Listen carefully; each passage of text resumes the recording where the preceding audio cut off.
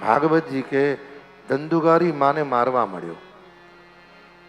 ભાઈ એટલો બધો ખોટો પ્રેમ અને એટલા બધા ખોટા ઉપરાણા ના લો કે જેને તમે પ્રેમ કરો છો ને એ જ દીકરો ઘરમાં કોઈ ના હોય ત્યારે ગળું દબાવવા તૈયાર થાય. અને દીકરાને માની મર્યાદા ક્યાં સુધી છે? ઘરમાં પિતા છે ત્યાં સુધી. અને જે દી ઘરમાં પિતા વિયા જાય એટલે દીકરો માને મર્યાદા તો નહીં, પછી મર્યાદાની બહાર વિયો જાય છે. અમુક સમય પછી જીવનમાં સાવધાન થઈને જીવો સાહેબ. હા, અતિશય દુઃખને કારણે ધંધુલી કોઈને ખબર ના પડે એ પ્રમાણે રાત્રિના સમયે કુવામાં જઈ આત્મહત્યા કરી. જેને કોઈ ના મારે એને પોતાનું પાપ જ મારે સાહેબ. અને બીજું કે જે દીકરાઓ પ્રેમની જગ્યાએ 24 કલાક અને 24 કલાક જે પૈસો પૈસો પૈસો કરે ને, બને એટલો એનાથી દૂર રહો સાહેબ. જે બહુ પૈસો પૈસો કરે એની પાસે પૈસો ટકતો નથી, બહુ ધ્યાન રાખજો. ને જે કેવલ ભગવત શરણાગત છે ને, જે પરિસ્થિતિ હોય કે છે ને ભાઈ, સરળ સ્વભાવના મન કુટિલાઈ,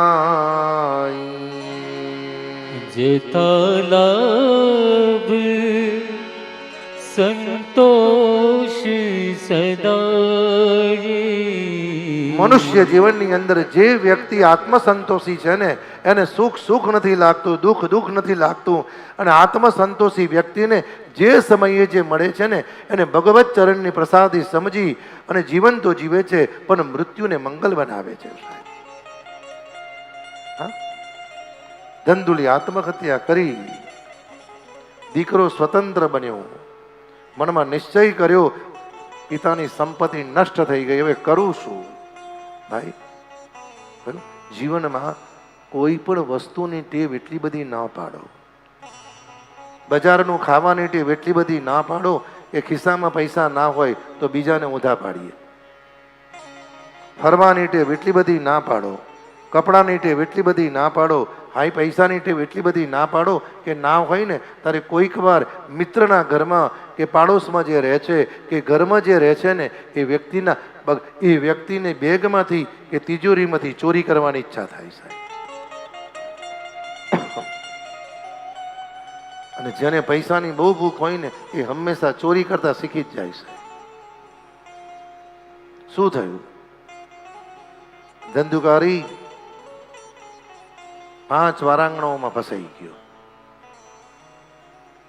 માટે કહ્યું છે ને કે જીવનમાં સમય તમને તમારી ઉંમર કરતા પહેલા એકલા મૂકી દે.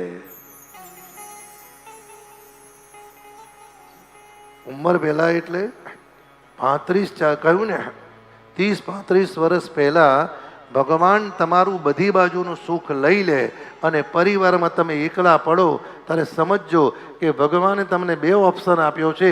એક ઓપ્શન એ છે કે મારી શરણાગતિ પ્રાપ્ત કરી લે, પછી તારે કોઈની જરૂર નથી. અને બીજો ઓપ્શન એ છે કાં તો ખોટા રસ્તે જતો રહે છે, કાં તો તારું જીવન પૂરું કરી દે.